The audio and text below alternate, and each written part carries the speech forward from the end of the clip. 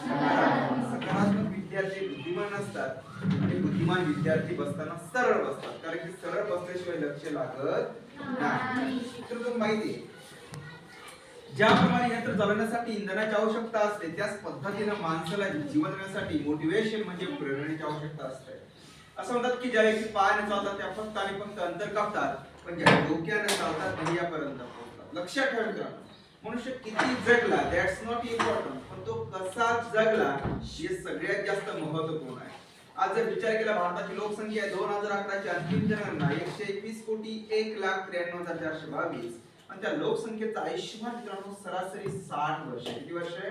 60. हे 60 वर्ष आपल्याला सगळ्यांना पूर्णपणे जगायला मिळतं मित्रांनो? नाही.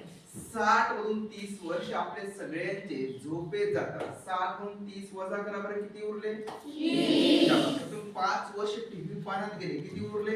25. 5 वर्ष आजारपणात गेले, किती उरले? 20. आता सर्वजण 10, 12, 13 वर्षाचे असतात. असं वाटतं? 20 मधून 10, 12, 13, 14 वर्ष मायनस करा, वजा करा, किती उरत आहेत? 4, 5 किंवा 6. तुम्ही आणखी एक प्रश्न विचारता, देवाने खूप सुंदर जन्म दिलेला आहे.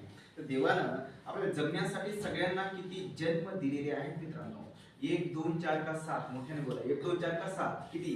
7. किती? 7. कोणी सांगितलं?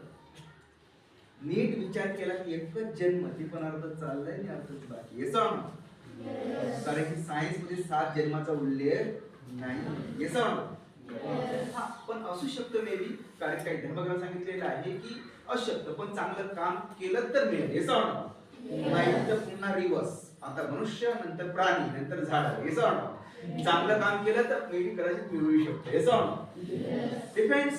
आता महाराष्ट्रात एक प्रॉब्स अंडरस्टूड, इफ डेव्हलपमेंट जर खरंच प्रगती करायची असेल, विकास करायला काय केलं